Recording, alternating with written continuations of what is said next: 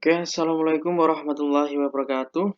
Kembali lagi di mata pelajaran dari Pak Arif, yaitu Pendidikan Agama Islam dan Budi Pekerti. Nah, ini sedikit beda dengan biasanya. Kalau biasanya memang kita pakai slide PowerPoint, ya. Tapi untuk kesempatan kali ini kita langsung menggunakan modul, ya, e-book atau modul dari Pendidikan Agama Islam dan Budi Pekerti kelas 11 semester 1. Nah, di semester kedua, ya, semester 1 kemarin sampai bab 4. Nah, karena kita sudah masuk ke semester kedua, sebenarnya materi kemarin sangat singkat sekali ya. Yang bab 4 yang saya jelaskan hanya sampai pengurusan jenazah yang tahap pertama, yaitu memandikan jenazah. Tapi itu pun juga belum sepenuhnya ya. Jadi di sini sebenarnya untuk bab keempat ini, untuk pengurusan jenazah, sangat penting sekali perlu adanya praktek sebenarnya. Cuma karena kondisi pandemi COVID-19 seperti ini, ya nanti akan di-share ya video-video praktek, ya video praktek memandikan jenazah, mengkafani jenazah, menyolati jenazah, ataupun menguburkan jenazah. Ya, tapi sebelumnya, ya sebelum kita lanjut pembelajaran pada kesempatan kali ini, marilah kita berdoa terlebih dahulu. Semoga apa yang kita laksanakan pada kesempatan kali ini bisa bermanfaat bagi diri kita sendiri, ya, baik sekarang maupun di hari yang akan datang. Ya. Mari kita baca surat Al-Fatihah dan juga surat Al-Alaq ayat 1 sampai 5 sebanyak 3 kali. Mari kita berdoa bersama. Ila hadratil Mustafa Muhammadin sallallahu alaihi wasallam syaulillahi lahumul Fatihah. A'udzu billahi minasyaitonir rajim. Bismillahirrahmanirrahim. Alhamdulillahi rabbil alamin. Arrahmanir rahim. Maliki yaumiddin. Iyyaka na'budu wa iyyaka nasta'in. Ihdinas siratal mustaqim. Siratal ladzina an'amta 'alaihim غير المغضوب عليهم ولا الضالين آمين. بسم الله الرحمن الرحيم. اقرأ باسم ربك الذي خلق خلق الإنسان من علق اقرأ وربك الأكرم الذي علم بالقلم علم الإنسان ما لم يعلم. بسم الله الرحمن الرحيم. اقرأ باسم ربك الذي خلق خلق الإنسان من علق اقرأ وربك الأكرم الذي علم بالقلم علم الإنسان ما لم يعلم. اقرأ باسم ربك الذي خلق خلق الإنسان من علق اقرأ وربك الأكرم الذي علم بالقلم علم الإنسان ما لم يعلم. الحمد لله رب العالمين. Semoga doa kita dijawab oleh Allah Subhanahu wa taala, ya. Dan pelajaran ini bisa bermanfaat bagi diri kita pribadi maupun orang lain. Oke, pada kesempatan kali ini kita masih membahas bab keempat, di mana sebenarnya bab keempat ini masuk ke semester 1 dan sekarang sudah masuk ke semester kedua. Tapi masih harus kita bahas juga bab 4 ini karena masih belum tuntas di semester yang pertama.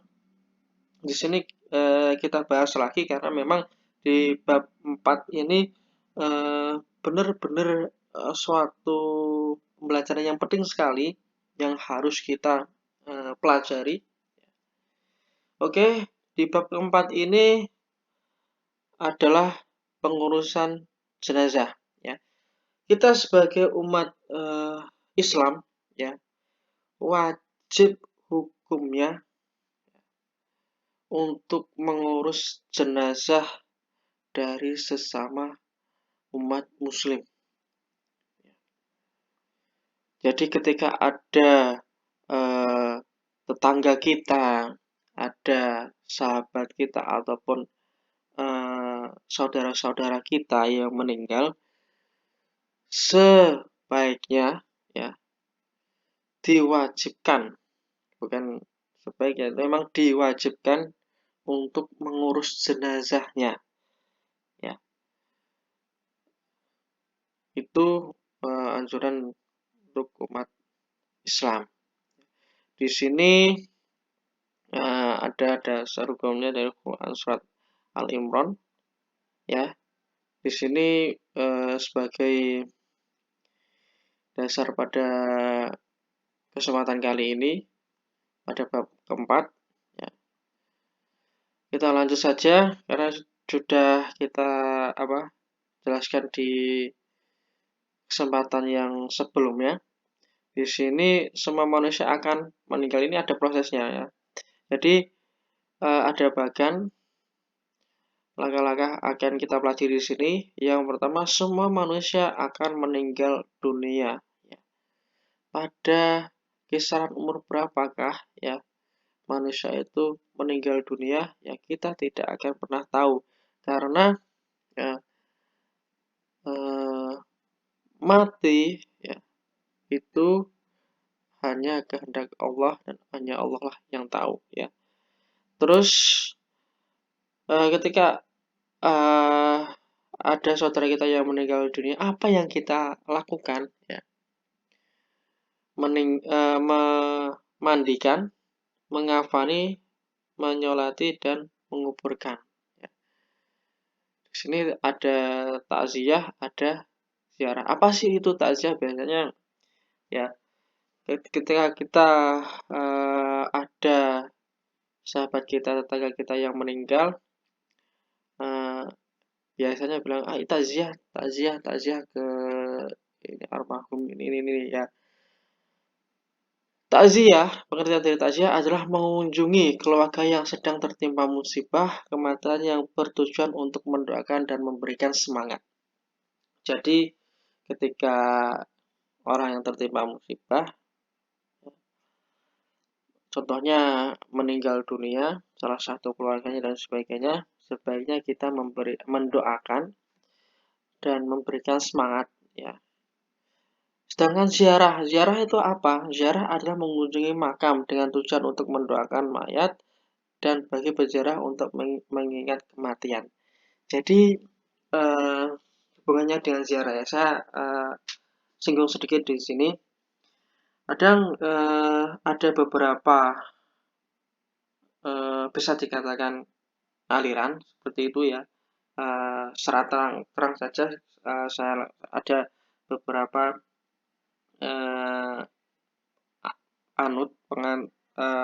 kepercayaan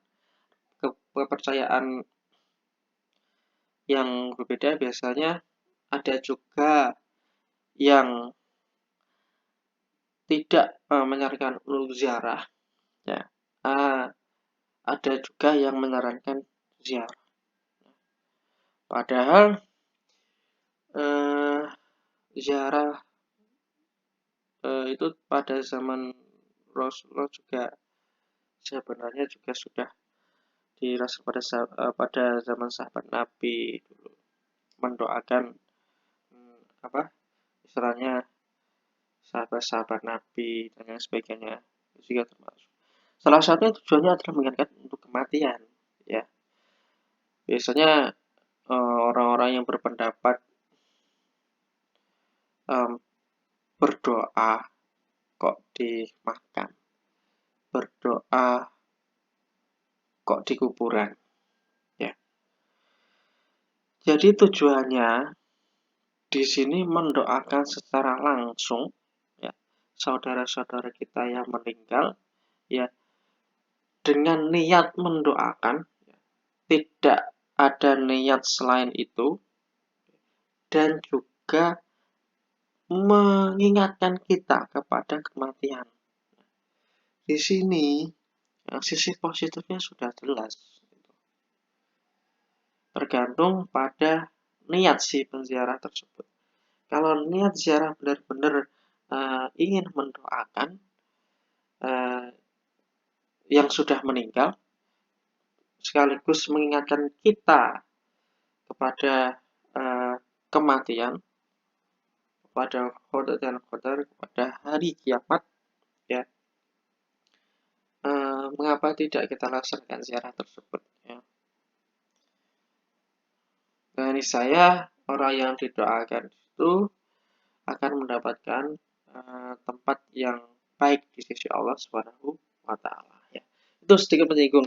Nah, kita lanjut saja untuk pembelajarannya. Nah, di sini memandikan, ada gambar memandikan mayat, ya, menyolatkan, mengkafani terlebih dahulu, menyolatkan dan menguburkan, ya.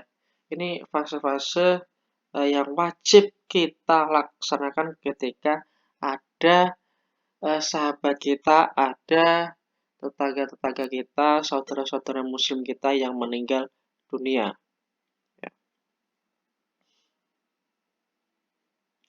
Nah, di sini ada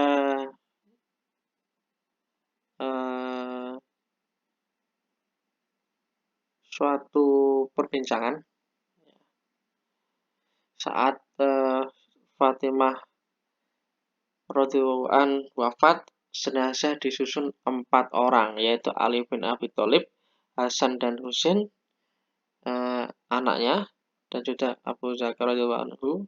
Sewaktu jenazah akan diletakkan di tepi kubur, Abu Zar berkata kepada kubur, "Wahai kubur, tahukah kamu jenazah siapa ini? Jenazah ini adalah Siti Fatimah Az-Zahra, putri Rasulullah Shallallahu Alaihi Wasallam." Kubur pun menjawab, "Aku bukannya tempat bagi berpangkat atau bernasab. Aku adalah tempat amal soleh. Siapa yang banyak amalnya, maka akan selamat. Tetapi jika tidak beramal, maka tidak akan terlepas dariku. Aku layani dia dengan seburuk-buruknya." Itu jika amal tidak beramal baik, ya. Umur dan kematian, kita tidak tahu kematian seseorang, ya, itu kapan, kita tidak akan tahu, ya, karena hanya Allah lah yang tahu, ya, kapan meninggalnya kita dan kapan kita akan dicabut nyawa kita dari raga kita, ya. Nah, dan sebenarnya, ya, bersikaplah kalian ketika di dunia ini seperti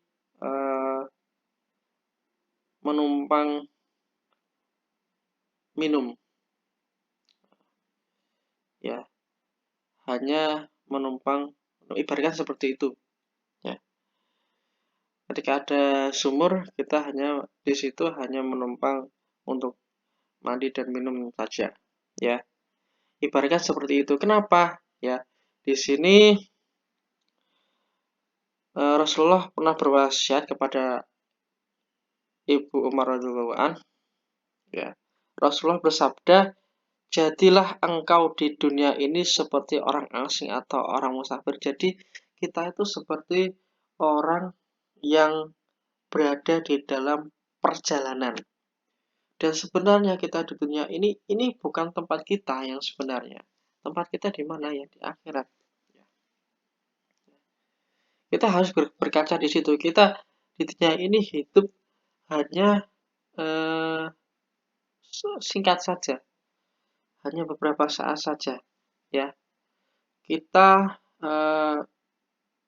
di dunia ini ibaratkan seorang yang berada di perjalanan, dan titik tujuannya di mana, ya, yaitu di akhirat. Jadi di masa perjalanan itu, untuk mencapai tempat yang kita tuju, apa yang kita lakukan, ya, apa yang kita lakukan. Kalau misalkan kita menuju jalan yang benar, maka kita akan mendapatkan tempat yang sesuai yang kita inginkan. Tapi ketika kita berjalan di jalan yang salah, di jalan yang menyimpang, maka apa yang kita dapatkan, ya, yaitu tempat yang tidak kita inginkan, yaitu apa? Di neraka. Ya. Jadi di masa perjalanan ini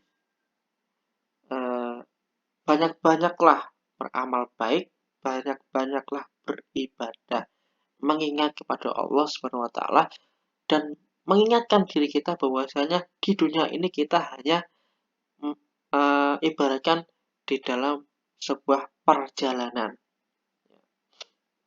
Sukses atau tidaknya perjalanan kita itu tergantung pada apa yang kita laksanakan di dunia ini. Ya, itu.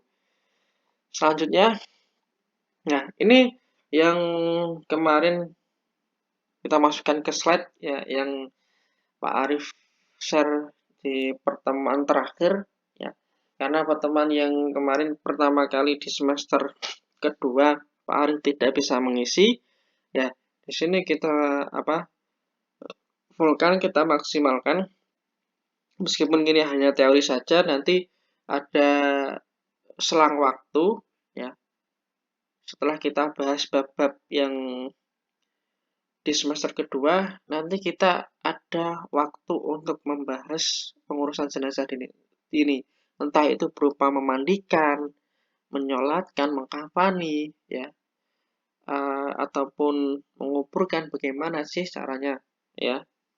Menguburkan biasanya yang cowok di sini, ya, yang sering ikut istilahnya selama perjalanan sampai ke kuburan, ya, mengetahui di mana mayatnya diturunkan di liang lahat, ya, dikubur, dan bagaimana tata caranya seperti itu. Itu nanti dijelaskan lagi di lain hari setelah ini. Kalau di sini kan memang daring, saya rasa memang kurang maksimal ya penjelasannya. Saya akui di sini, nah hanya kalian saja yang sebenarnya ada keluhan seperti itu. Di masa pandemi COVID-19 ini kita harus daring dan sebagainya. Ya kan mungkin kesulitannya karena banyak tugas ya. Terus ada lagi karena begitu banyaknya kuota yang harus kita keluarkan, kuota internet yang kita keluarkan untuk mengakses pembelajaran seperti itu. Begitu juga Bapak Ibu guru ya. Bapak Ibu guru juga seperti itu.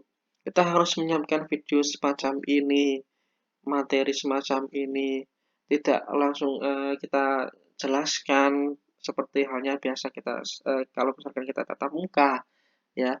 Kita harus menyediakan media-media seperti ini, video, dan juga menyediakan absensi secara online, ya, rekapan secara online. Sama saja ya sebenarnya. Tapi kita harus laksanakan ini karena ini memang anjuran dari pemerintah untuk kebaikan, untuk kemaslahatan umat. Ya, sabar, tabah, dan tawakal. Ya, niscaya kalau kita benar bersungguh-sungguh, ya, apa yang kita inginkan itu akan tercapai. Nah, di sini masuk ke modul lagi.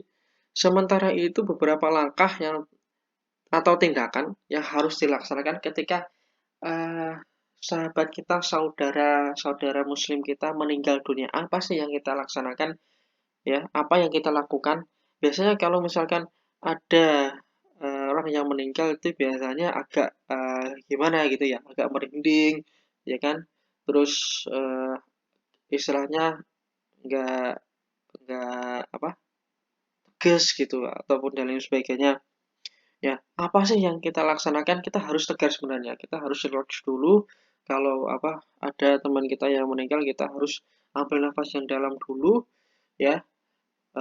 Satu kali tidak mempan, kita ambil nafas 3 kali. Habis itu apa yang kita laksanakan? Pertama, segera mengatupkan atau memejamkan matanya. Ya, ketika orang meninggal itu ada yang eh, menutup matanya secara otomatis ya, karena pas entah itu pas posisi tidur atau berjalan sebagainya. Tapi ketika posisi mata dari si mayat di sini ya masih terbuka ya, kita tutup sebelum nanti kaku, sebelum nanti istilahnya tidak bisa dipejamkan ya. Terus yang kedua, yang B, melenturkan persendian agar tidak menjadi kaku dan keras. Jadi persendian-persendian di sini seperti tangan, kaki dan lain sebagainya, terus lehernya harus diluruskan ya, eh, kepalanya atau harus diluruskan ya, dan juga sebenarnya untuk anjuran eh, untuk sedekap ya, seperti orang apa sholat seperti itu sebenarnya eh, tidak ada anjurannya seperti itu, cuma hal yang lebih baik seperti itu. Nah, kalau dulu hanya diluruskan saja itu tidak apa-apa sebenarnya ya, tidak harus sedekap seperti orang sholat itu, tidak apa-apa. Cuma kalau di uh, masyarakat kita di Jawa itu kan istilahnya masyarakat yang menganut istilahnya suatu ajaran nenek moyang seperti filsafah seperti itu, atau mengibaratkan ya. Jadi kalau orang-orang tua dulu ya itu mengibaratkan kalau misalkan jenazahnya sedekap, itu ibaratkan sedang beribadah kepada Allah Subhanahu wa taala, karena memang pas waktu di liang lahat itu dihadapkan ke kiblat ya. Itu. Terus yang C, yang ketiga, menanggalkan pakaian perhiasan diganti dengan pakaian yang menutupi, melindungi seluruh tubuh. Jadi perhiasan-perhiasan apa saja dari di jenazah tersebut, di mayat tersebut harus dilepas semua ya, baik itu kaki, gelang kaki, terus ke cincin, gelang tangan ya, terus semua perhiasan ya yang ada di tubuh si mayat jenazah harus dicopot semuanya ya, termasuk pakaian-pakaiannya juga kita ganti dengan kain, yaitu kain kafan ya, sesuai dengan sesuai dengan jenis kelaminnya ya. Yang perempuan sesuai dengan anjuran perempuan, yang laki-laki sesuai dengan anjuran yang laki-laki ya. Terus gimana Pak kalau misalkan ya ada orang tua yang pakai gigi palsu, itu gimana Pak ya? Kan biasanya ada gigi emas seperti itu ya. Biasanya untuk mengganti gigi yang ompong dan sebagainya dipasang gigi emas, biasanya orang-orang tua dulu kan seperti itu. Itu gimana Pak ya? Soalnya kan itu juga termasuk perhiasan juga. Nah, itu bukan murni dari tubuhnya si mayat tersebut. Nah, kalau di ajaran agama Islam sendiri itu tidak membebani juga tidak menyulitkan. Istilahnya meringankan ya. Sistem dari agama Islam itu seperti itu. Jika memang itu gigi palsunya memang tidak istilahnya memerlukan waktu untuk mengambilnya ya, itu dianjurkan untuk tidak usah mengambilnya, tidak apa-apa, daripada nanti menunggu beberapa waktu untuk mengambilnya, jadi mayatnya tidak langsung dikebumikan ya, tidak langsung diurus dan dikafani, disolati dan dikuburkan ya, itu sangat menyiksa sekali bagi si mayat, ya. Jadi ketika orang meninggal itu dianjurkan langsung diurus jenazahnya, ya, langsung diurus jenazahnya. Jadi sebenarnya kalau misalkan ada biasanya kan ada ya orang yang meninggal itu menunggu sanak saudaranya dulu baru dikebumikan. Sebenarnya itu bagi si mayat itu sangat kasihan sekali, ya. Sangat kasihan sekali. Dianjurkan kalau memang benar-benar eh, meninggal dan sebagainya segera mungkin untuk dikebumikan. Ya, seperti itu. Kalau menunggu sanak saudara dan sebagainya itu sangat menyiksa sekali bagi si mayat, ya. Terus yang D, membetulkan letak anggota tubuhnya serta membujurkannya ke arah kiblat. Nah, ini ketika dikuburkan, ya, dan juga ketika selesai disolatkan itu nanti dibujurkan ke arah kiblat. Yang selanjutnya menyegerakan seluruh proses pengurusan jenazah. Nah, itu apa tadi yang sudah Pak Arif bilang bahwasanya ketika orang meninggal itu harus segera mungkin untuk diurus pengurusan jenazahnya, ya.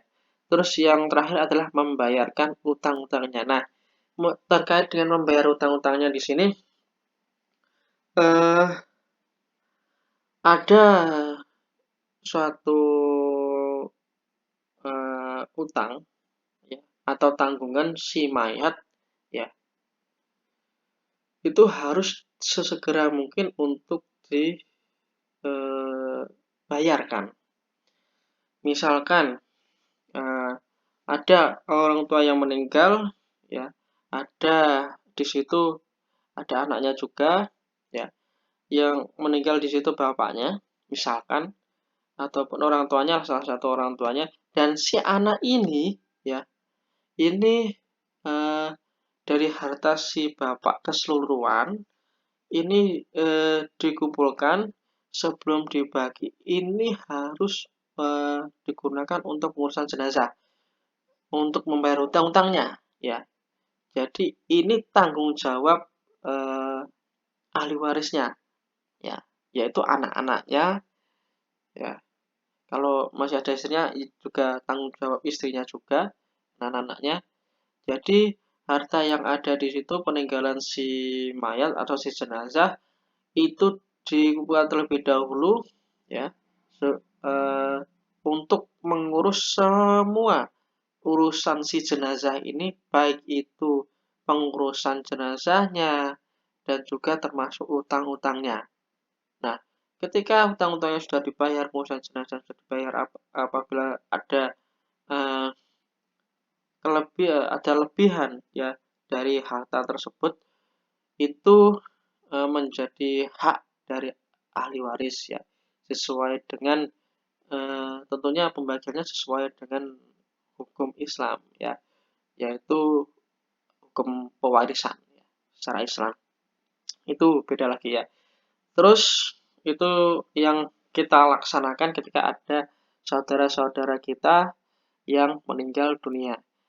Ini poin yang kedua yaitu pengurusan jenazah.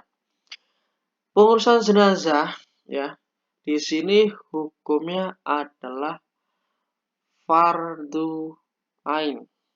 Ya. Jika fardu ain, ya, jika hukumnya fardu ain itu dikarenakan hanya ada beberapa saja yang mengurus, ya. Jika hanya ada beberapa saja yang mengurus, ya, hanya sedikit orang yang mengurus, hukumnya wajib atau fardu ain bagi kita untuk mengurus jenazah tersebut. Tapi jika sebagian kaum muslim sudah melaksanakannya, berarti istilahnya sudah banyak yang mengurus dan lain sebagainya, itu hukumnya adalah fardu kifayah. Dan kita tegaskan bahwasanya hukumnya wajib, ya, bagi orang muslim, ya, bagi orang Islam untuk mengurus jenazah dari saudara-saudara kita yang meninggal, saudara-saudara Muslim kita yang meninggal dunia. Ya. Ada 4 ya, fase pengurusan jenazah. Yang pertama memandikan, yang kedua mengkafani, yang ketiga menyolatkan, dan yang keempat adalah menguburkan. Nah, kalau yang memandikan kemarin sudah masuk ke dalam slide yang Pak Arif share ya. Di sini memandikan jenazah. Syarat jenazah dimandikan adalah yang pertama, beragama Islam. Jadi selain misalkan non-muslim ya, misalkan orang non-muslim ya, apakah bisa Pak dilaksanakan secara Islam ya? Kalau misalkan kepercayaannya bukan Islam ya, kenapa kita harus melaksanakannya secara Islam ya? Ada cerita di sini ya, sedikit salah satu anggota keluarganya itu non-muslim ya, tapi saudara-saudaranya yang ditinggalkan di sini menginginkan ya, saudaranya yang meninggal ini yang non-muslim ini dilaksanakan secara muslim. Bagaimana Pak? Dan pada akhirnya ini pada fase disolati ya. Kalau dimandikan hanya mungkin dimandikan saja, hampir misalnya untuk secara fisik hampir sama lah ya. Dimandikan seperti itu. Nah, ketika disolatkan di sini disolatkan pada fase disolatkan di sini ada saudaranya pada fase akan dikuburkan, sorry ya, pada fase akan dikuburkan di sini salah satu saudaranya yang muslim menginginkan saudaranya yang meninggal ini disolatkan terlebih dahulu sebelum dikuburkan. Ini non muslim. Ada cerita bener nih ya. Jadi dulu pernah Pak Arif, saya masih ingat sekali pada masa kecilnya Pak Arif pernah dikasih suatu pengajaran oleh Pak Yai ya, guru Pak Arif dulu. Jadi ada saudara Muslim dan memiliki saudara non Muslim dan ingin untuk disolati ketika meninggal. Nah itu gimana Pak? Dan akhirnya pada waktu tersebut juga ada suatu perdebatan sendiri. Akhirnya si mayat, kalau orang Muslim kan memang si mayatnya atau jenazahnya kan berada di depan, ya berada di depan. Tapi pada fase tersebut jenazahnya berada di belakang. Nah, si saudaranya di sini, saudaranya non Muslim ini bertanya, loh biasanya kan di depan Pak, kenapa kok di belakang? Nah, karena memang di sini ada mengibaratkan kalau misalkan orang Muslim di depan ya, ini secara moral saja ya, secara moral saja dijelaskan secara moral. Jadi kenapa orang Muslim di sini disolatkan jenazahnya di depan? Karena ibaratkan orang Muslim sudah tahu jalannya, sudah tahu jalannya menuju jalan yang benar itu seperti apa, sudah mengerti. Tapi si Pak imamnya di sini, Pak Kiai di sini menjawab, kenapa jenazah si non-muslim ini ditaruh di belakang? Karena secara moral sendiri ya, mereka belum diibaratkan belum mengerti jalannya ya, belum tahu jalannya. Jadi kita arahkan. Jadi kita di depan, kita yang mengarahkan. Kalau yang muslim sudah di tempat sudah tahu jalannya. Tapi kalau yang non muslim kenapa ditaruh di belakang, kita sholatnya di yang di depan ya. Karena si ini belum mengerti jalannya. Ya, dijawab secara moral tersebut dan juga itu bisa masuk ke dari saudaranya tersebut. Oh iya, ya nggak apa-apa ya, seperti itu. Ya itu cerita sedikit ya. Makanya syarat jenazah dimandikan di sini harus beragama Islam. Yang kedua adalah didapati tubuhnya, ya, walaupun hanya sebagian. Hal ini terjadi pada jenazah biasanya mengalami kecelakaan. Jadi ketika ada suatu kecelakaan jenazah, itu memang harus dicari betul, ya, anggota tubuhnya yang hilang sampai batas waktu tertentu, sampai kita memang sudah dirasa tidak sanggup lagi untuk mencari, ya. Seperti halnya beberapa waktu yang lalu ada kecelakaan atau musibah yang menimpa negeri kita, yaitu salah satu penerbangan, ya, yang jatuh di laut di Kepulauan Seribu di sana, dan dari pemerintah juga senantiasa memberikan istilahnya gimana ya, karena sesama manusia, sesama umat muslim juga, kita harus manusiawi, melaksanakan suatu tindakan yang manusiawi, yaitu mencari dengan sukarela, mencari yang namanya jenazah-jenazah akibat kecelakaan tersebut. Nah, itu tujuannya seperti itu. Jadi untuk umat muslim sendiri harus memang dicari, ya. Jika ada kecelakaan salah satu tubuhnya istilahnya terpisah, seperti itu juga harus dicari sampai titik tidak bisa atau suatu masa memang benar-benar tidak sanggup lagi untuk mencarinya. Itu. Ya. Jadi itu nanti baru bisa untuk dimandikan. Jadi kalau misalkan terpisah gitu gimana, Pak? Ya harus memang dimandikan tubuhnya itu. Harus kita mandikan, harus kita sucikan terlebih dahulu. Ya, habis itu bisa dikafani, bisa disolatkan, bisa dikuburkan. Yang ketiga, bukan karena mati syahid, mati dalam peperangan membela agama Islam. Ya, kalau berada pada mati peperangan atau mati syahid, ya, karena memang posisinya sangat istilahnya runyam sekali, ya, di peperangan tersebut, tidak usah dimandikan, dikafani pun jenazahnya sudah suci. Karena kenapa? Karena perang membela agama Islam. Itu di masa yang dulu, ya, di masa jahiliyah yang dulu, pas waktu zaman Nabiullah Muhammad SAW, ya. Kalau sekarang, bagaimana sih caranya kita perang membela agama Islam? Dengan, ya, melaksanakan ibadah, berawal dari diri kita sendiri, ya, diri kita sendiri.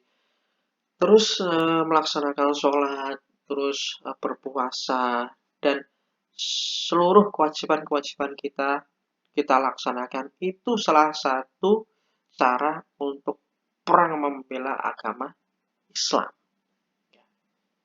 Seperti itu. Bukan kok ngebom sana sini, ya. Bukan. Ya, bisa dipahami ya.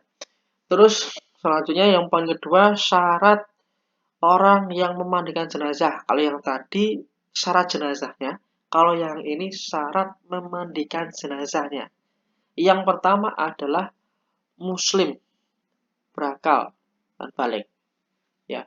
Syarat memandikan, jika jenazahnya yang dimandikan itu muslim, maka yang memandikan pun juga muslim, berakal.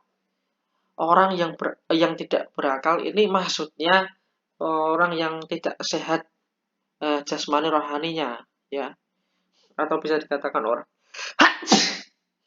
alhamdulillah, atau bisa dikatakan orang gila seperti itu, ya. Itu tidak bisa untuk disuruh untuk memandikan jenazah ya. Yang terakhir adalah yang selanjutnya adalah balik ya. Muslim berakal tapi belum balik ya. Tandanya balik itu ada tandanya laki-laki sendiri balik seperti apa, ada tandanya perempuan yang sudah balik seperti apa. Saya rasa kalian juga sudah paham hal tersebut ya.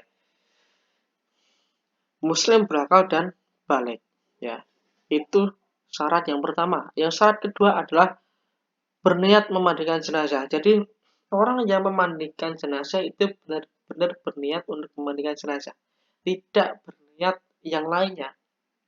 Misalkan kita memandikan jenazah, kita berniat, wah nanti kalau saya memandikan jenazah, saya diwahkan.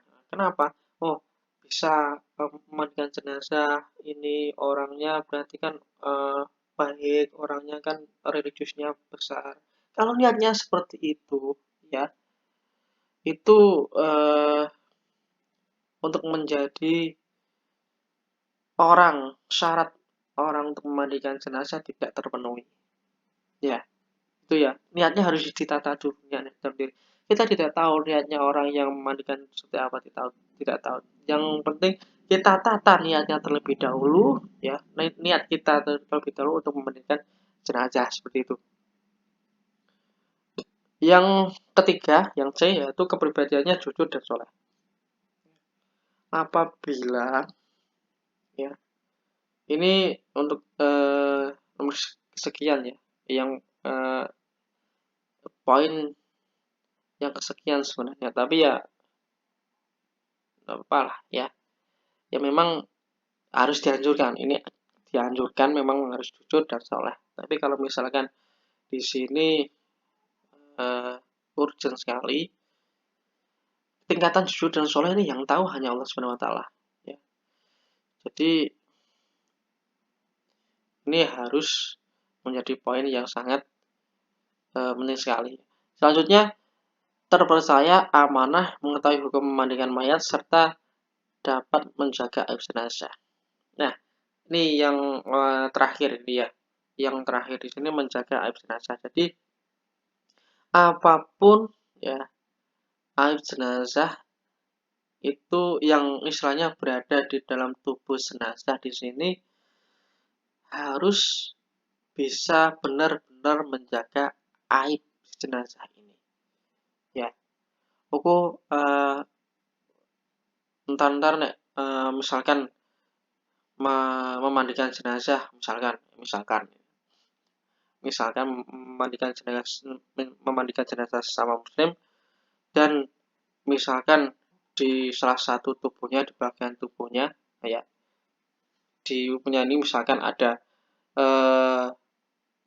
tompelnya seperti itu. Nah, itu nanti ketika sudah selesai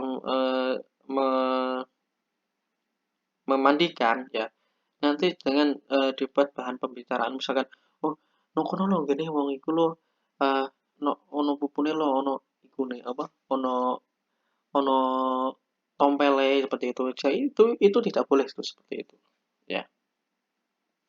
Harus bisa menjaga aib jenazah termasuk aib-aib yang lainnya ya, itu hanya contoh kecil saja seperti itu tidak boleh ya. Jadi yang memandikan harus terpercaya, amanah, dan tahu hukum memandikan mayat. Jadi yang paling banyak biasanya di desa-desa di tempat kalian itu kan yang memandikan adalah Mbah Mudinnya ya, yang tahu. Nah, yang perempuan ada sendiri ya, kalau bukan Mbah Mudinnya ya, ada ada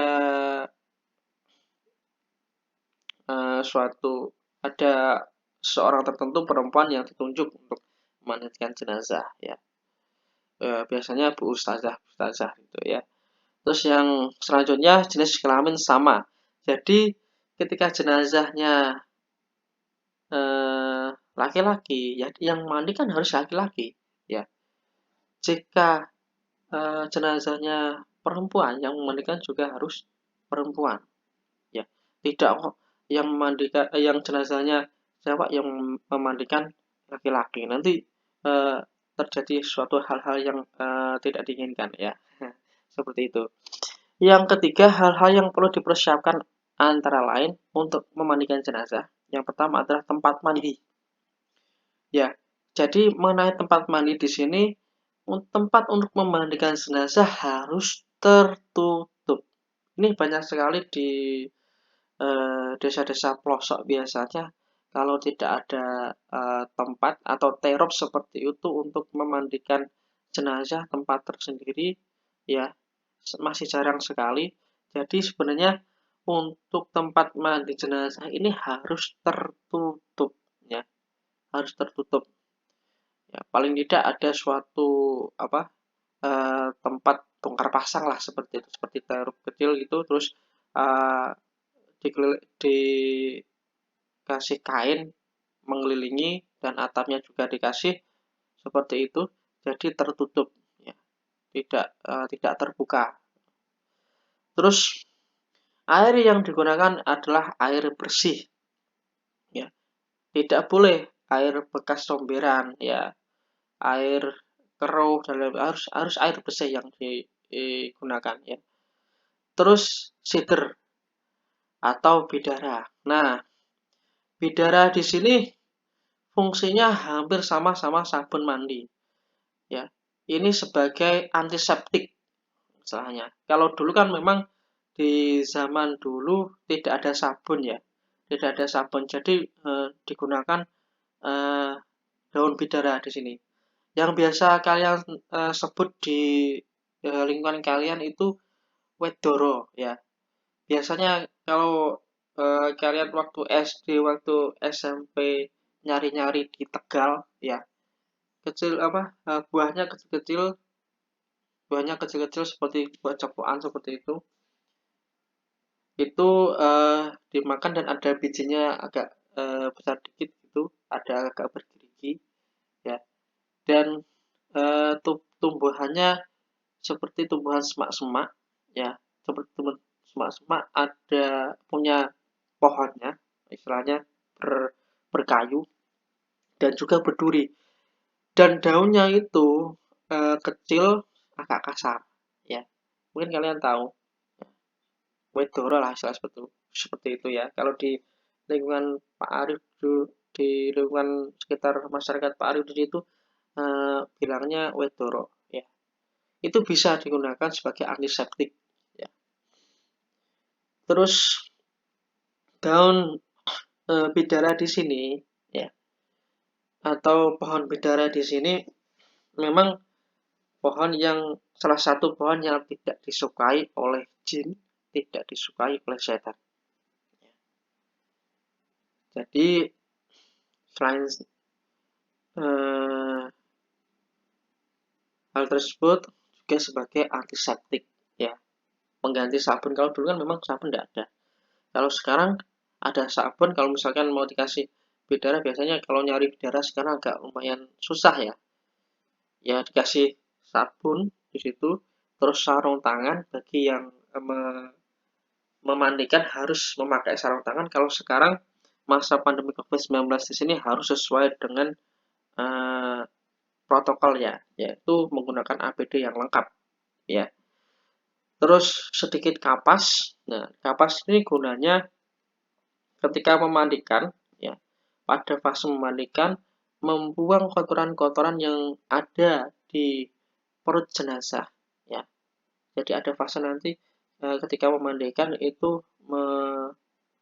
mengeluarkan seluruh isi perut dari jenazah, ya. Biasanya kan kalau sudah orangnya sudah meninggal itu tidak ada daya apapun, ya.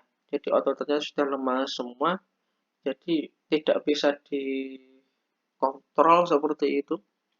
Jadi semua kotoran-kotoran yang ada di dalam ini otomatis secara perlahan akan keluar, ya. Ditakutkannya seperti itu. Nah, di fase waktu memandikan itu kotoran-kotorannya harus dikeluarkan, dan setelah dirasa sudah cukup, sudah bersih, nanti lubang duburnya tersebut di sumbat, ya, dengan kapas.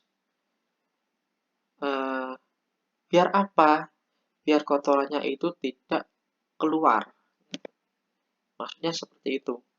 Nah, dan tentunya lubang-lubang nyalanya juga termasuk lubang hidung, ya, termasuk lubang kuping, lubang telinga, dan juga untuk eh, apa namanya, lubang-lubang lainnya termasuk mulut, ya. Kalau mulut itu nanti ditali, jadi dagunya di sini ditali sampai di eh, dagunya ini ditali sampai di dahi di atas kepala di sini, ya, di atas kepala. Seperti itu. Jadi untuk nanti matanya juga akan bisa dikasih kapas. Biasanya kalau orang-orang dulu Jawa biasanya dikasih uang koin seperti itu. Uang koin habis itu baru dikasih kapas. Ya. Ataupun hanya dikasih kapas saja juga tidak apa-apa. Ya. Biar matanya benar-benar terpejam. Ya. Di situ. Itu fungsi dari apa tadi? Fungsi dari sedikit kapas tadi, ya. Terus air kapur barus. Nah, jadi yang digunakan untuk memandikan nanti ada beberapa air, ya. Yang pertama air bersih tadi, yang kedua air yang bercampur dengan sabun atau air sabun di situ. Terus ada lagi air atau sari dari daun bidara, ya, itu yang sudah ditumbuk, ya, yang sudah ditumbuk atau apa remas-remas seperti itu, dikecilkan dan ada keluar sarinya, itu nanti akan digunakan sebagai antiseptik, ya. Ada lagi yang terakhir adalah air kapur barus, ya.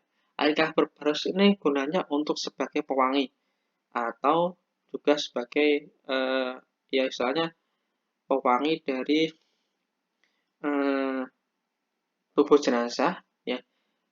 Selain itu sebenarnya kapur barus ini juga berfungsi, ya, biar agak bisa tahan lama dikit, ya, entah itu berupa baunya maupun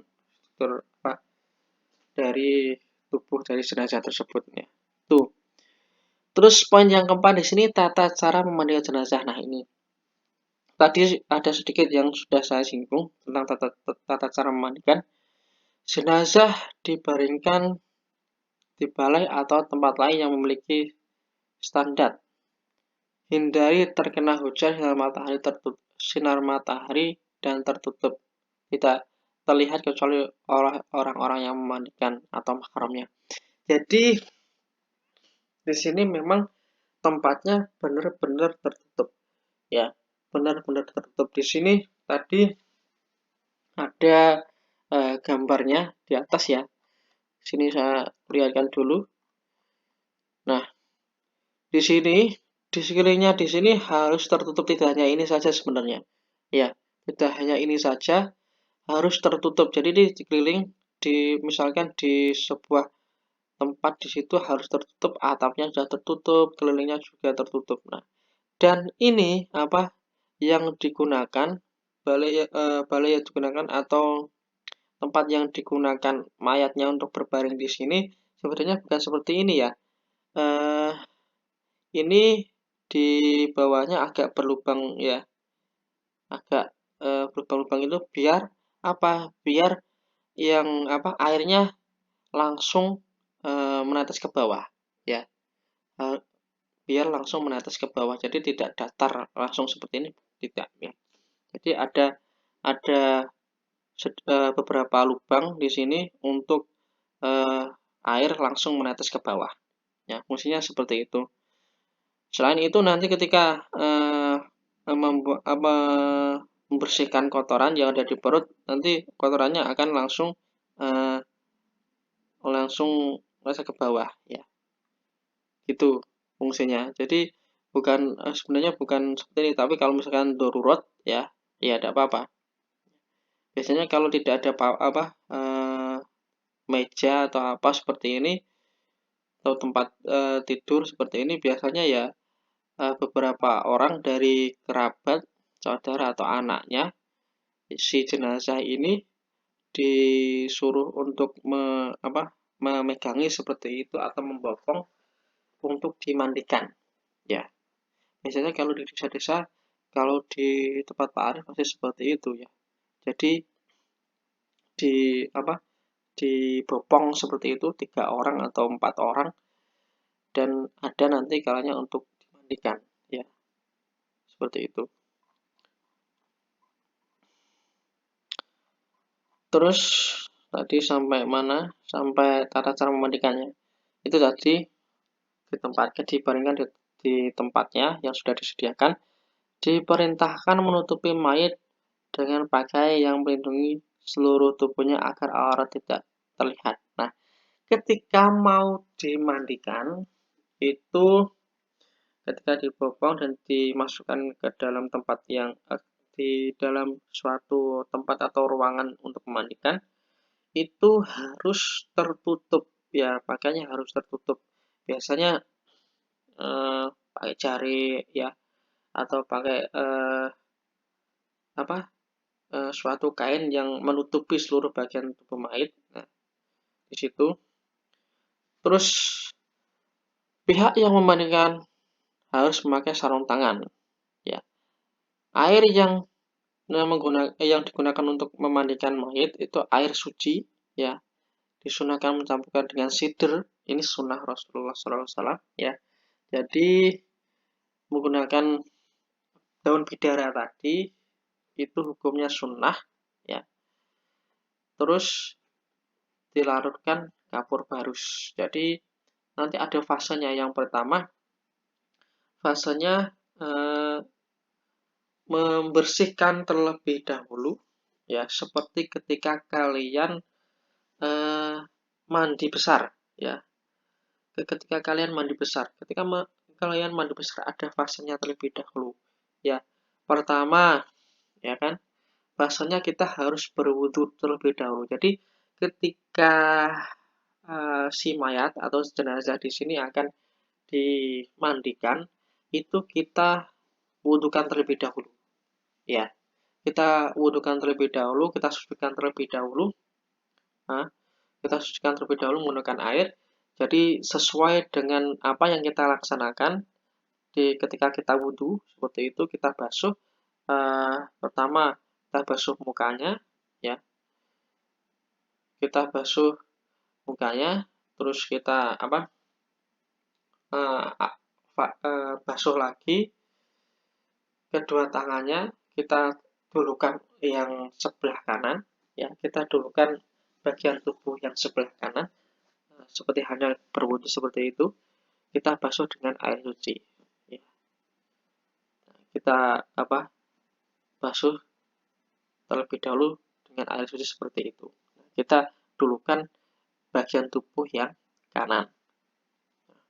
Seperti halnya ketika kita berhadas, ketika kita mandi besar seperti itu ya, mandi junub itu yang kita laksanakan pertama kali yaitu berwudu ya. Sebelum kita mandi kita harus berwudu terlebih dahulu, niat berwudu untuk mensucikan diri kita dari hadas-hadas kecil.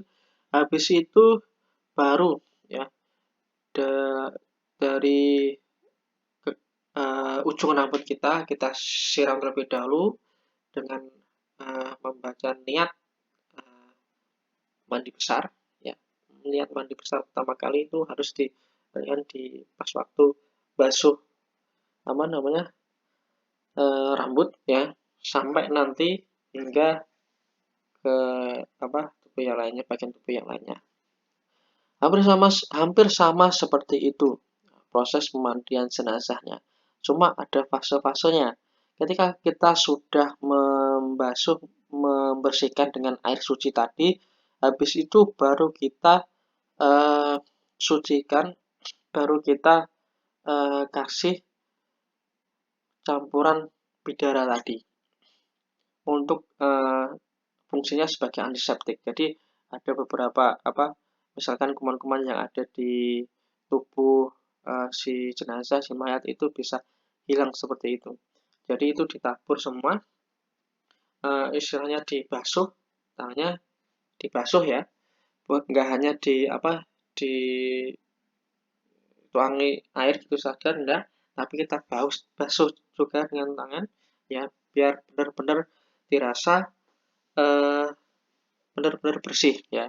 Kita kasih daun bidara, habis itu kan ada campuran sabun mandi juga, kita juga basuh di situ. Eh, Ketika sudah daun bidara sudah selesai, kita basuh dengan air, habis itu kita basuh lagi dengan sabun lagi, kita bersihkan ya. Sembari dibersihkan ya, sesuai seluruh tubuh harus eh, harus terbasuh semuanya ya.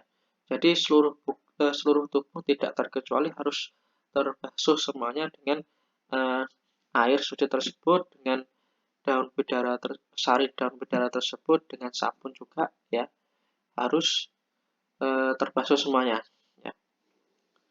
Terus habis itu ketika sabun sudah dibasuh semua dengan sabun, habis itu disucikan lagi dengan air suci.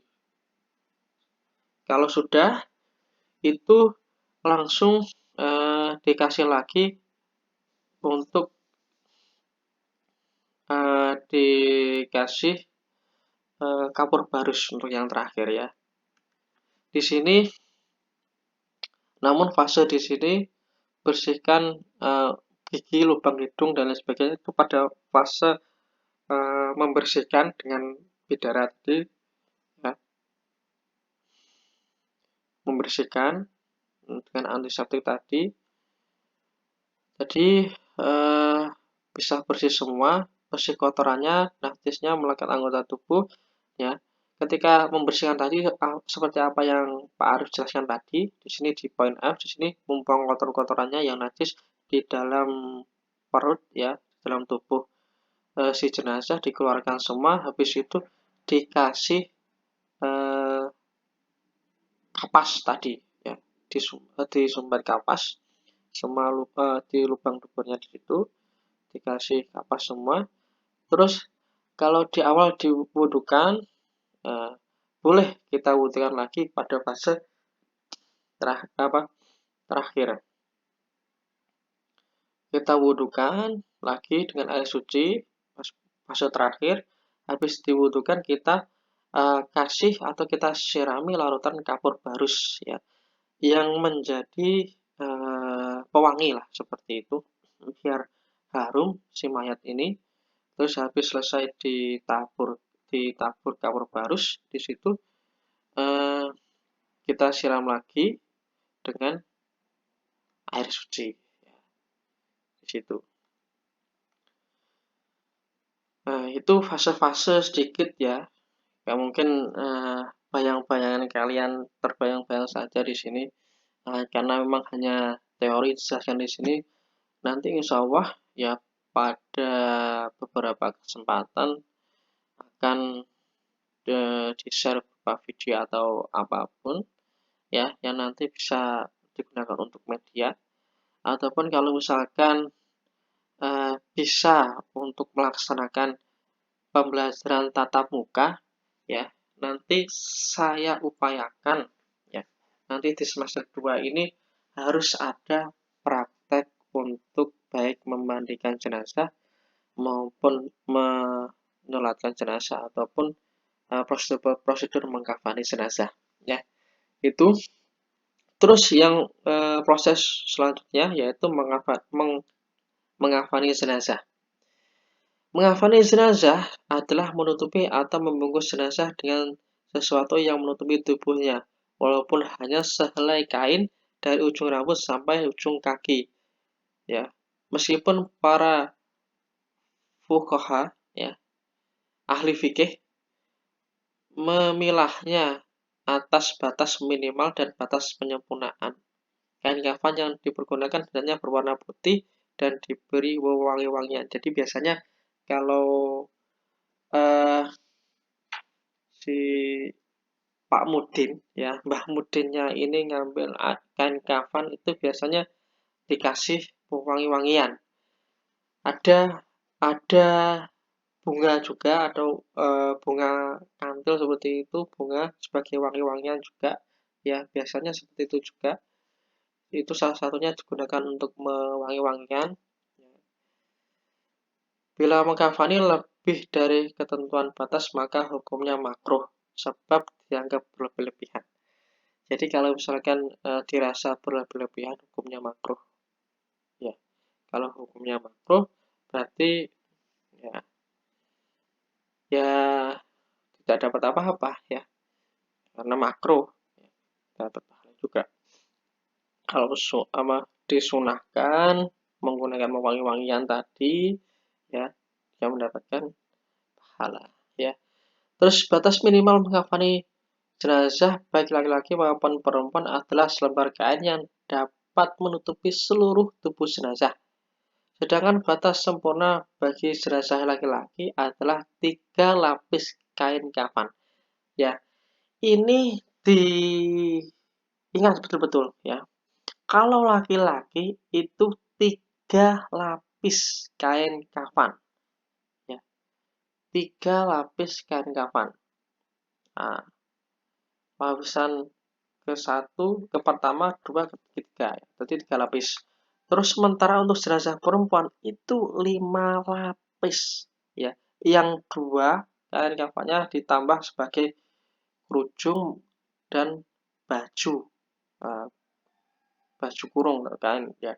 Jadi di sebagai kerudung itu ya, kainnya sebagai kerudung sesuai apa lebarnya sesuai dengan takaran seperti berkerudung seperti itu, dan juga untuk dibuat sebagai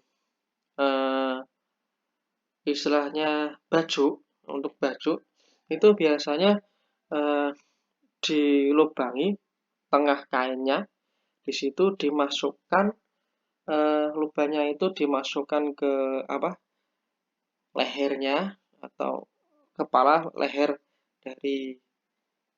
dari si mayat itu bisa menutupi bagian tubuh perempuan ya, bisa menutupi bagian tubuh perempuan di situ sebagai fungsinya sebagai baju ya, ya sebagai penutup di situ, baru nanti di ketiga helai yang terakhir di sini untuk mengkafani ditutup seperti itu ya. Nanti nah di sini ini ada gambarnya dikit ya mengkafani. Jadi ada talinya juga tidak sembarangan ya. Di sini ada fase, ada 5 tali di sini ya, 1 2 3 di situ. Terus ditambah bertambah dengan kain. Hal-hal yang disunahkan mengkafani jenazah. Hal-hal yang disunahkan mengkafani jenazah. Yang pertama, kain kafan yang digunakan hendaknya kain kafan yang bagus bersih menutupi seluruh tubuh jenazah. Ya, ini disunahkan, hal-hal yang disunahkan ya, yang bagus itu memang bersih. Tapi ketika ada suatu istilahnya memang benar tidak ada kain lagi ya yang lebih bagus ya, karena itu sangat urgent sekali, sangat mendesak sekali, tidak ada lagi yang lebih bagus kayaknya ya, itu yang bisa digunakan ya tidak apa-apa ya. Yang disunahkan di sini yang dianjurkan ya, itu hendaknya bagus, bersih dan menutupi seluruh tubuh jenazah. Kain kafan hendaknya berwarna putih sesuai dengan warna kesukaan Rasulullah, yaitu warna putih ya. Seperti halnya ketika kita sholat Jumat ya, itu disunahkan juga menggunakan pakaian-pakaian yang putih ya. Jadi ketika sholat Jumat itu sunnah, ada beberapa sunnah ya yang hendak kita laksanakan ya untuk memperoleh syafaat dari beliau Rasulullah SAW dan ridho dari Allah Subhanahu Wa Taala ya, itu harus menggunakan pakaian ini sedikit nyinggung sholat Jumat ya. Jadi sholat Jumat itu disunahkan untuk memakai pakaian yang putih, memakai wangi-wangian, dan juga mencukur jenggot ya, yang bagi yang sudah berbulu kumis, yang berkumis ya, disunahkan untuk mencukur pas waktu sebelum sholat Jumat ya. Jadi ketika kita mau berangkat ke masjid itu disunahkan untuk mencukurnya. Itu beberapa saya sunahkan seperti itu ya. Itu warna putih memang warna kesukaan Rasulullah. Ya. Yang ketiga, jumlah kain kafan untuk jenazah laki hendaknya 3 lapis, sedangkan bagi jenazah perempuan 5 lapis. Di sini sesuai dengan hadis riwayat Bukhari ya. Dari Aisyah radhiyallahu an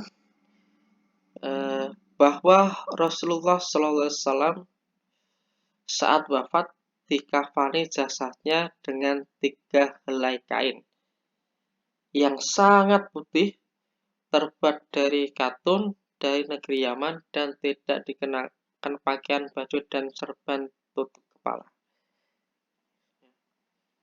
Jadi hanya memang sederhana itu, karena memang kembali lagi ke Allah, itu memang semua derajat manusia itu sama. Semua derajat manusia itu sama, tidak membanding-bandingkan harta, jabatan, ataupun yang sebagainya. Ya.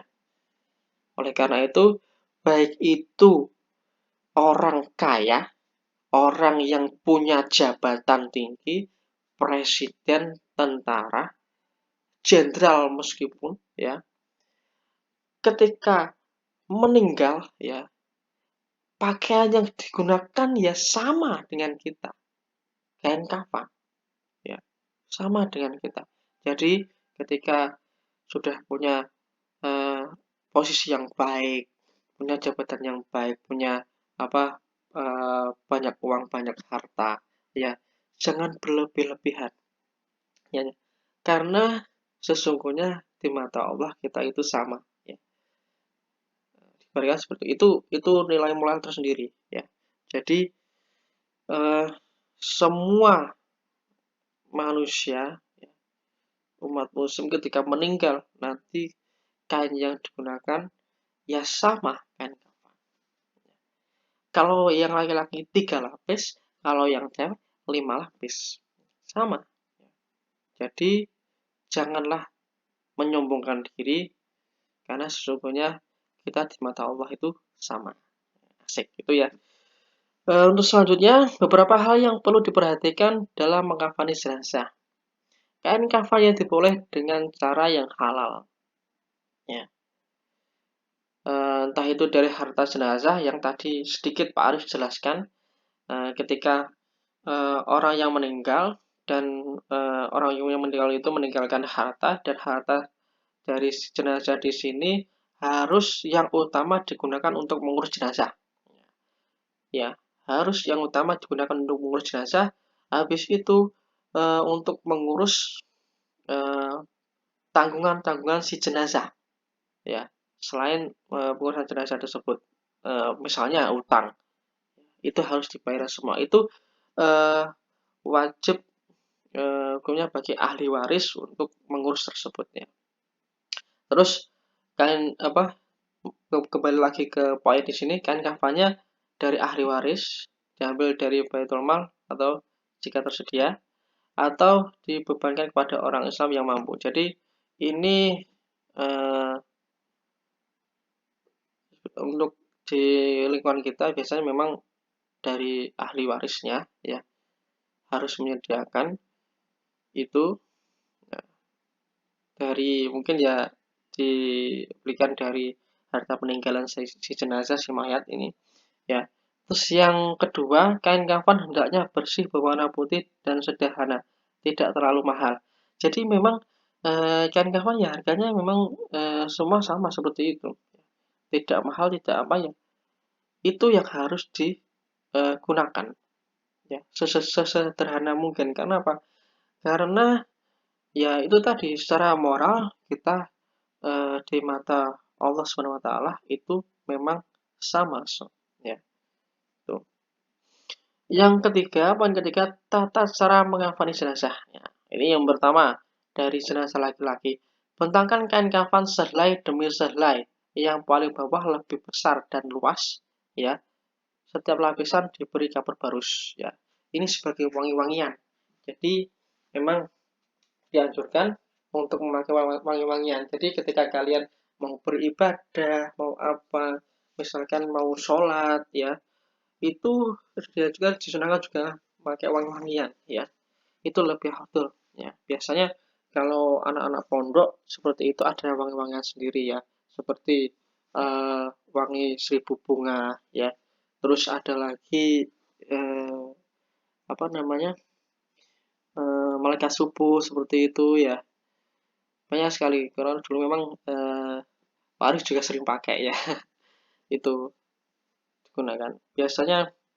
Yang paling sering itu ketika kita mau berzikir malam, ketika kita mau sholat Jumat, ya, itu dia juga benar untuk memakai wangi-wangian. Ya. Terus selanjutnya, angkatlah jenazah dalam keadaan tertutup, ya. Jadi jenazahnya itu kita angkat tertutup dengan kain, ya, selain kain kafan tersebut. Terus diletakkan di atas kain kafan memanjang lalu ditaburi wangi-wangian. Beri wangi-wangian, ya. Entah itu berupa kapur barus tadi ataupun apa bunga-bunga tadi, ya, ditabur wangi-wangian. Terus tutuplah lubang hidung, telinga, mulut, kubur dan dubur, ya. Semua lubang yang ada di dalam tubuh si mayat ini harus tertutup dengan kapas supaya kotor-kotorannya tidak keluar, ya. Itu kalau yang kubur dan dubur ketika memandikan, pas waktu memandikan tadi boleh langsung dikasih kapas, ya, supaya nanti ketika pas waktu mengkafani tidak keluar lagi kotorannya, ya. Terus selimut kain kafan sebelah kanan yang paling atas, kemudian ujung lembar sebelah kiri, selanjutnya lakukan seperti itu lembar demi lembar. Jadi didahulukan dulu yang sebelah kanan si mayat, ya. Jadi kain yang pertama yang paling atas yang nempel dengan mayat tersebut di menutupi si mayat mulai dari sebelah kanan. Terus yang kiri, terus selembar di bawahnya lagi yang kanan, yang kiri lagi, terus yang atasnya lagi yang paling lebar sendiri di dahului yang kanan dulu, sebelah kanan baru yang kiri. Seperti itu, ya. Terus ikatan dengan tali yang sudah disiapkan sebelumnya di bawah kain kafan 3 atau 5 ikatan, ya. Kalau di contohnya gambar tadi ada 5 ikatan, yang paling banyak biasanya 5 ikatan, ya, biar biar apa istilahnya, benar-benar terikat maksimal, ya. Jadi di ujung kepala, ya, di atas kepala di situ satu, terus di sini saya perlihatkan, ya, di sini di bagian sekitar leher dada, ya, si si mayat. Terus di bagian perut si mayat. Terus habis itu di bagian kaki, ya. Di sini di bagian apa istilahnya, persendian kaki di situ, ya, antara lutut, ya, di lutut situ. Jadi 5 ikatan biar maksimal, ya. Itu aturannya. Terus yang terakhir, jika kain kafan tidak cukup menutup seluruh badan jenazah, tutuplah sebagian kepalanya dan bagian kakinya boleh terbuka. Jadi sebagian yang penting bagian tubuhnya itu tertutup semuanya.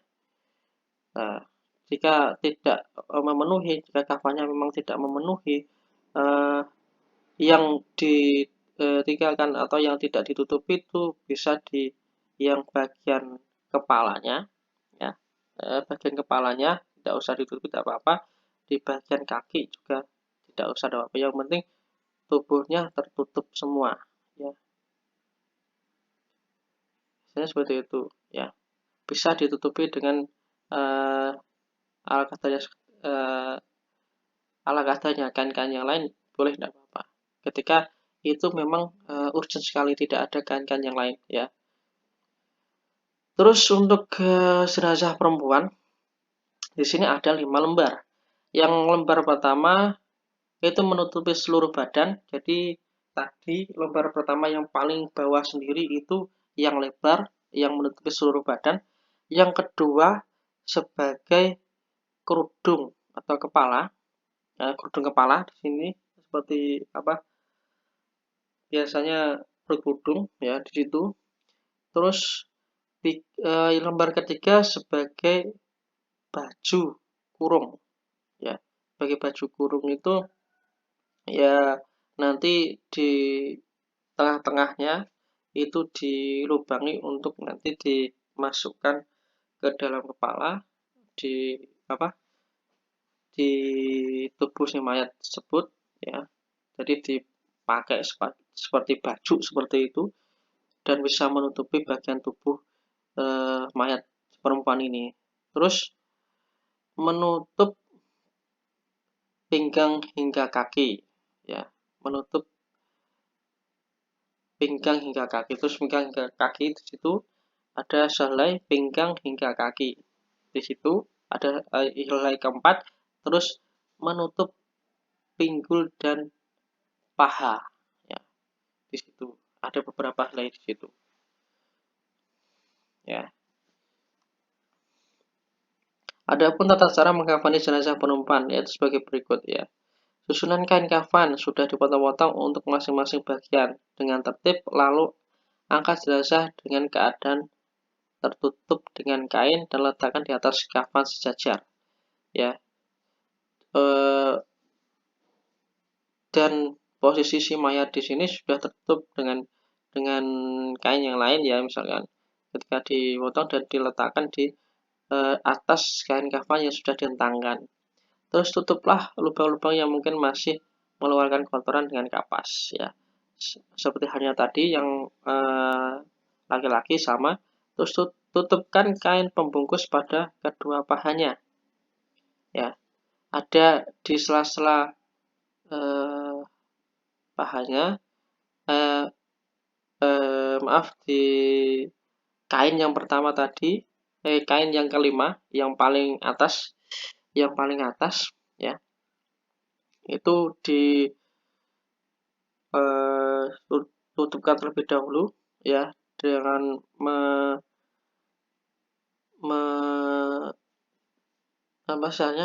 mendahulukan yang kanan, baru yang kiri ditutupkan. Pada kedua pahanya, pakaian sarung juga baju kurungnya juga digunakan, ya, dengan rapikan rambutnya, lalu jujurkan ke belakang. Jadi dikerudungi seperti itu. Habis itu dibungkus dengan lembar kain yang lebar tadi, yang paling bawah, ya, yang pertama kali dihentangkan, ya. Terus diikat dengan tali pengikat yang telah disiapkan. Jadi talinya terlebih dahulu, ya, kalau mengkafani itu talinya terlebih dahulu disiapkan di bawah. Habis itu dihentangkan kain yang paling lebar, kain yang utama itu yang paling lebar. Terus yang kedua, baru nanti untuk yang laki-laki dikasih kain pertama, kain yang kedua, yang ketiga. Untuk yang cewek nanti dikasih untuk kain yang kerudungnya, untuk bajunya, terus untuk yang untuk menutupi pahanya tadi, terus untuk menutupi sarungnya tadi, ya. Itu. Jadi seperti itu prosesnya. Kita masuk proses menyalati jenazah.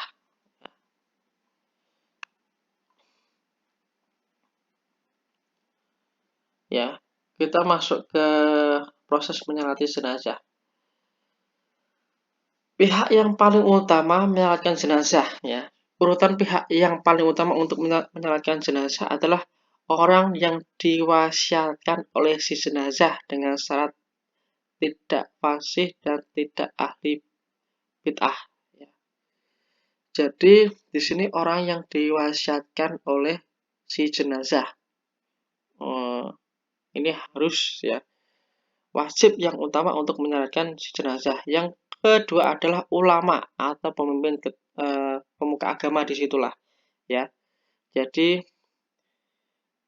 wajib untuk menyolatkan. Yang kedua adalah orang tua si jenazah, terus anak-anak si jenazah, keluarga terdekat atau kaum muslimat di situ, tetangga-tetangganya itu wajib untuk menyolati, ya. Terus syarat sah jenazah, syarat salat jenazah. Syarat dari sholat jenazah itu apa sih, ya? Yang pertama, syarat sholat jenazah seperti pelaksanaan sholat biasanya, yakni suci dari hadas besar dan kecil, ya.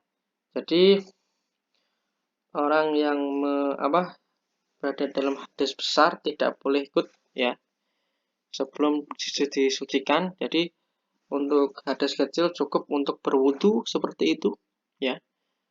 Cukup untuk berwudu, mensucikan badan dari najis, ya, dan menutup aurat, ya, dan tentunya menghadap kiblat, ya.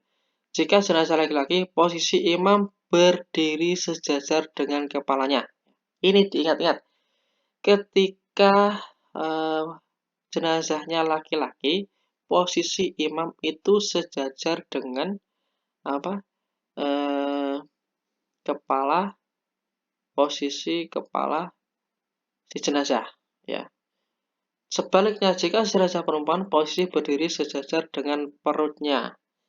Jadi ketika ketika jenazahnya perempuan, itu imamnya harus sejajar dengan jenazah berada di perutnya jenazah itu, ya, sejajar perutnya jenazah. Jenazah diletakkan di arah kiblat.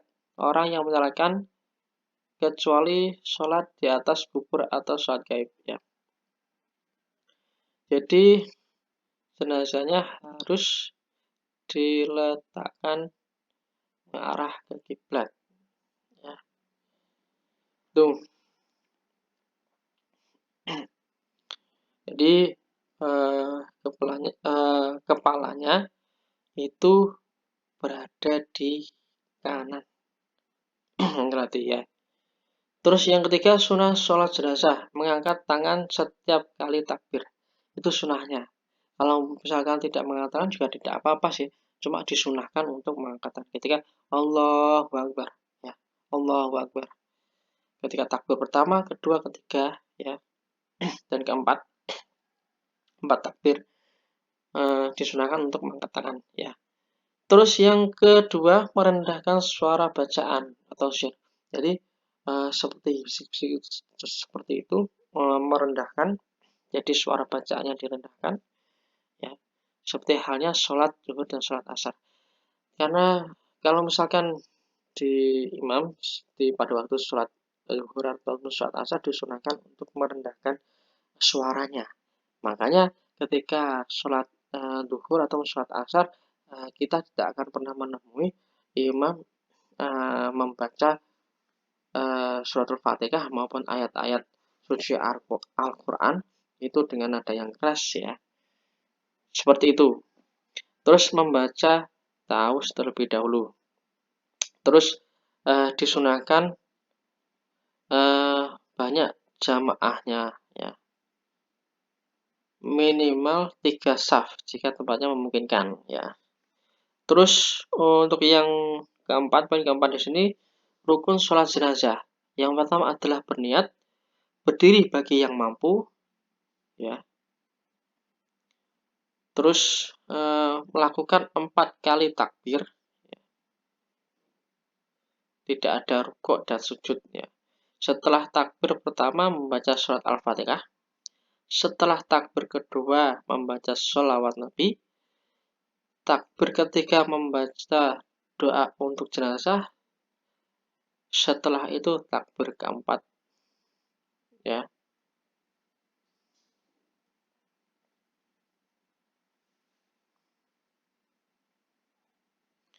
Nah, ini tata cara sholat jenazah.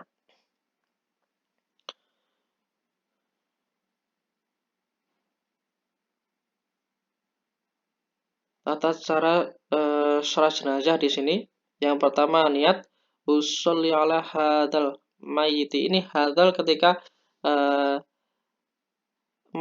mayitnya atau si jenazahnya itu laki-laki, kita menggunakan hadal mayiti. Kalau kalau cewek, hadhil mayitati, ya, mayitati arba'at takbiratil ikrami lillahi ta'ala.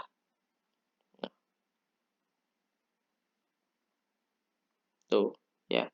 Terus untuk takbir pertama kita membaca surat Al-Fatihah, ya. Terus takbir kedua kita membaca sholawat Nabi. Allahumma sholli ala sayyidina Muhammad wa ala ali sayyidina Muhammad. Bisa diteruskan, ya. Seperti tahiyat bisa, enggak apa-apa. Allahumma sholli ala sayyidina Muhammad wa ala ali sayyidina Muhammad kama sholaita ala sayyidina Ibrahim wa ala ali sayyidina Ibrahim wa barik ala sayyidina Muhammad wa ala sayyidina Muhammad kama barakta ala sayyidina Ibrahim wa ala ali sayyidina Ibrahim fil alamin innaka Hamidum Majid. Boleh, enggak apa-apa, ya. Kalau misalkan singkat boleh Allahumma sholli ala sayyidina Muhammad wa ala ali sayyidina Muhammad, selesai, ya. Terus takbir yang ketiga itu membaca, ya, Allah magfirlahu warhamhu wa'fihi wa'fanu. Itu bagi laki-laki. Kalau perempuan, Allah magfirlaha warhamha wa'fiha wa'fu anha. Itu cukup di situ, tidak apa-apa, ya. Allah magfirlahu warhamhu wa'fihi wa'fu anhu, ya. Sampai di sini cukup, sampai di sini tidak apa-apa, ya. Terus untuk takbir yang keempat tadi, ya, ini membaca Allahumma la tahrimna ajrohu bagi laki-laki. Terus ajroha bagi perempuan, ya. Ba'dahu laki-laki, ba'daha perempuan. Begitupun selanjutnya waqfir lana walahu, ya, bagi laki-laki, walaha bagi yang perempuan. Ya, bagi ketika mayatnya laki-laki pakai hu, ketika mayatnya perempuan pakai ha. Allahumma gfir laha tadi, ya.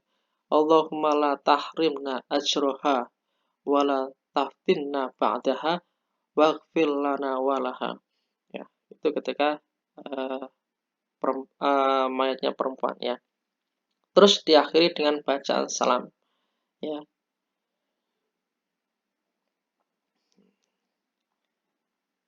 Itu, ya, itu cara tahu sedikit tentang sholat jenazah.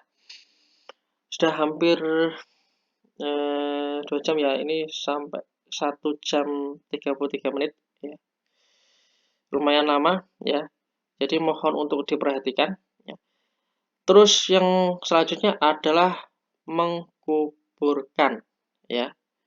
Mengkuburkan jenazah. Di sini sunah-sunah mengkuburkan apa saja? Yang pertama, menyegerakan, ya, membawa jenazah ke pemakaman. Itu, ya, tadi anjuran kalau misalkan jenazah tersebut tidak segera untuk dikebumikan, itu ibaratnya kalau secara moral sendiri kasihan si jenazah, ya, gitu.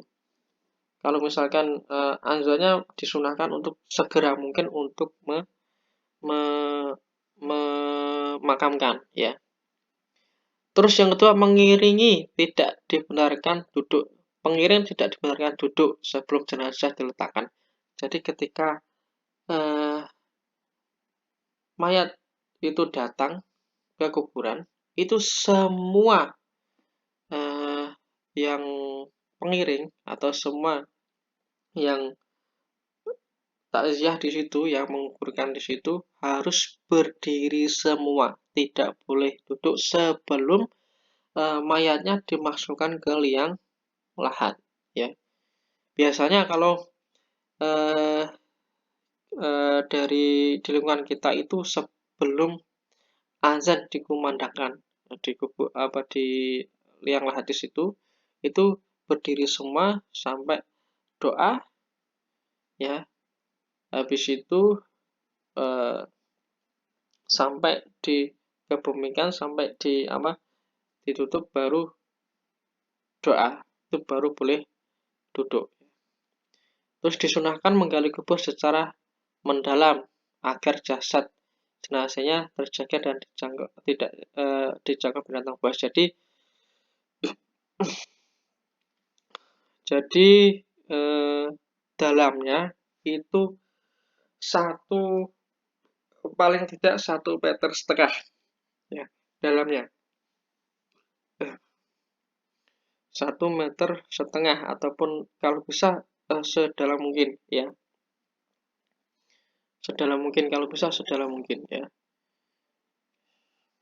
Di atas 1,5 ya tidak apa-apa, lebih baik, ya, biar nanti tidak dijangkau binatang buas, ya. Terus lubang kubur yang dilengkapi liang lahat jenazah muslim, bukan atau jenazah non muslim, lubang kubur yang dilengkapi liang lahat, ya. Jadi contohnya seperti digambar di sini, ya. Kalau liang lahat ini contohnya seperti ini. Kalau ini bukan liang lahat, ya, garis dalamnya. Jadi ada, kalau di masyarakat kita, ya, agak dilubangi sedikit itu. Terus di sini, area sini dilubangi sedikit ini untuk tempat si jenazah, ya, untuk tempat si jenazah di sini.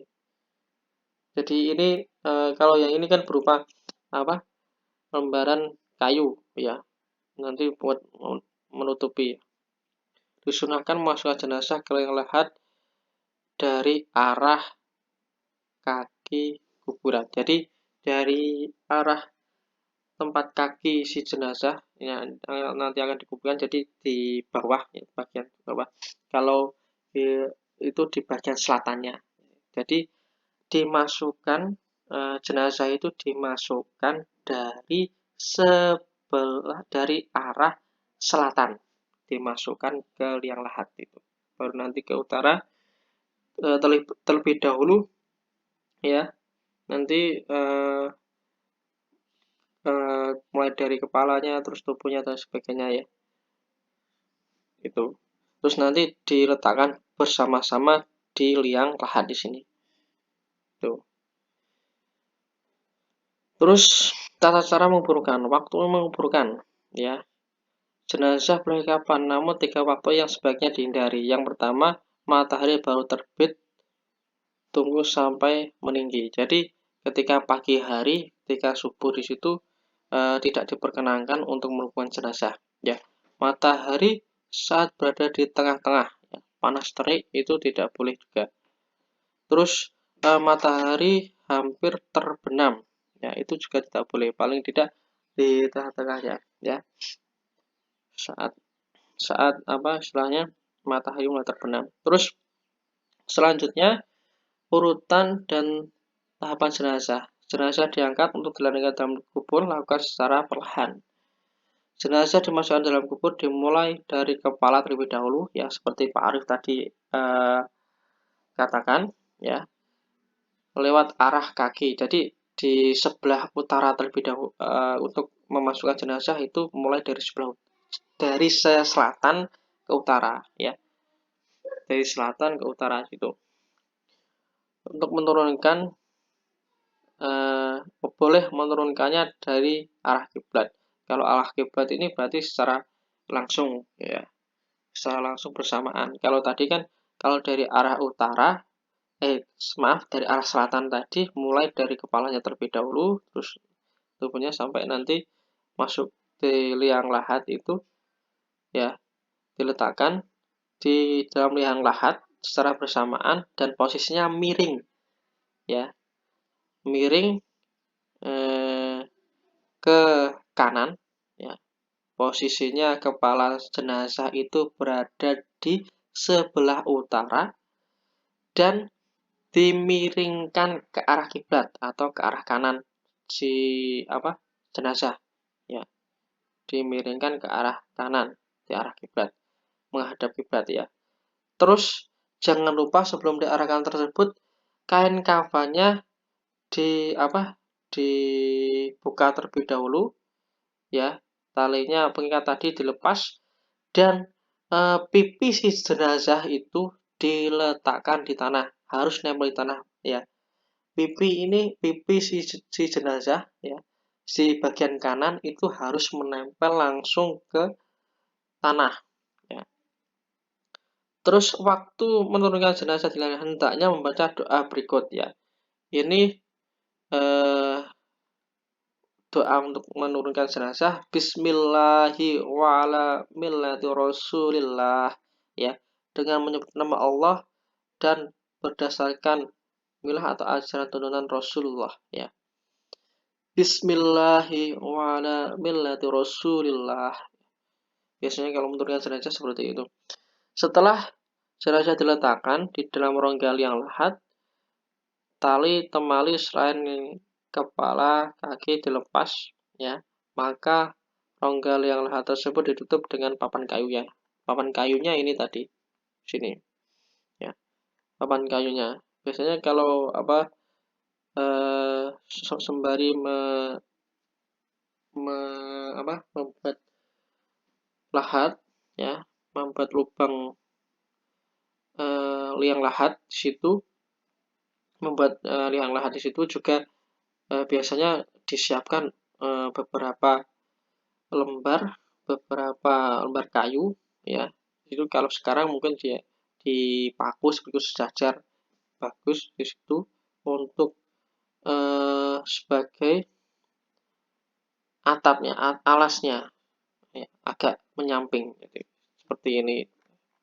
Nah, seperti ini misalkan kuburannya, ini liang lahatnya, namanya liang lahat di sini. Ini posisinya miring. Di sini arah barat. Jadi yang ada lubangnya ini bagian kuburnya di yang bawah di bagian barat, ya. Terus setelah itu keluarga terdekat mulai menimbun kubur dengan memasukkan 3 genggaman tanah. Upayakan ini yang utama terlebih dahulu, biasanya keluarga, dari bagian keluarga bisa dimulai ditimbun terlebih dahulu. Hendaknya meninggikan makam kira-kira sejengkal sebagian tanda agar tidak dilanggar kehormatannya. Jadi makanya kuburan itu agak istilahnya menggunung seperti itu, ya. Jadi itu fungsinya untuk agar tidak dilanggar kehormatannya si mayat atau si jenazah tersebut. Kemudian ditaburi bunga sebagai tanda sebuah makam dan bersihkan air. Jadi biasanya kalau orang dulu ketika mau menguburkan, baik itu mau ziarah ataupun yang lain sebagainya, ada wangi-wangian berupa bunga. Jadi bunga yang digunakan untuk ziarah dan sebagainya itu gunanya untuk mewangi-wangian, ya. Jadi bunga di situ, bunga katil dan sebagainya itu biasa kalian sebut kemenyan atau punya sebagainya, itu sebagai wewangi-wangian sebenarnya, ya. Itu sangat disunahkan, ya. Bukan kok dilarang atau sebagainya. Sebenarnya niatnya untuk wewangi-wangian, ya, untuk harum istilahnya harum, ya, biar harum. Kenapa? Karena wangi-wangian atau sesuatu yang wangi itu sangat disukai oleh Rasulullah, ya. Setelah selesai mengubah diakhiri dengan doa, ya, entah berupa ampunan, rahmat, keselamatan, Tuhan, ya. Terus mengingat agar tidak membuat bangunan di atas kuburan tersebut seperti diberi semen, marmer atau sebagainya, ya. Itu anjurannya biasa saja, tidak usah dikasih kijing, ya. Biasanya kan dikasih kijing seperti itu, anjurannya tidak usah, tidak apa-apa, ya. Karena memang ya seperti tadi, kain kafannya pun sederhana, ya, kuburannya pun harus sederhana, tidak usah mewah, ya, seperti itu, ya, yang paling dianjurkan. Ini saja tadi sudah saya jelaskan di awal tadi, ziarah kubur juga ya. Sudah banyak sekali yang Pak Arif jelaskan ya, hampir 2 jam ya, hampir 2 jam, ini 1 jam 46 menit ya. Sudah panjang lebar ya, tadi Pak Arif ngoceh sampai hampir 2 jam ya. Jadi mohon untuk diperhatikan sekali. Nanti insya Allah untuk bab keempat ini, pengurusan jenazah akan ada prakteknya ya. Saya usahakan untuk ada prakteknya supaya kenapa nanti bisa diimplementasi ketika kalian di masyarakat ya. Itu dari Pak Arif ya. Silahkan yang sudah menyimak video ini bisa absen di kolom keterangan di bawah ya. Kolom keterangan di bawah YouTube di bawah ini, dan bisa untuk absensi ya. Silahkan absensi untuk tugas dari Pak Arif sendiri ya. Silahkan ya mencatat segala hal yang penting yang Pak Arif jelaskan di bab ini. Ini buat bekal kalian nanti ketika kalian masuk ke lingkungan masyarakat ya. Itu ya. Itu dari Pak Arif ya. Apabila ada suatu kesalahan ya, kekurangan, kritik dan saran dari kalian ya, sangat Pak Arif harapkan ya, demi membangun ya suatu pembelajaran yang baik ya, yang Pak Arif laksanakan ya. Jadi itu mohon untuk diperhatikan betul setiap mata pelajaran, setiap bab-bab yang dijelaskan ya, nanti akan berimbas ke nilai-nilai kalian ya. Jadi ada nilai keaktifan, ada nilai sifat, ada juga nilai tugas berupa tugas harian, terus UTS dan juga UAS ya. Jadi itu perhatikan betul. Itu dari Pak Arif ya. Sudah banyak yang Pak Arif jelaskan. Sekian dulu dari Pak Arif. Apabila ada salah-salah kata dari Pak Arif mohon maaf yang sebesar-besarnya ya. Karena Pak Arif hanya manusia biasa yang tidak luput dari salah dan tidak luput dari kesalahan dan kelalaiannya. Itu dari Pak Arif, penjelasan dari bab 4 pengurusan jenazah. Sekian dulu. Wabillahi taufiq wal hidayah. Wassalamualaikum warahmatullahi wabarakatuh.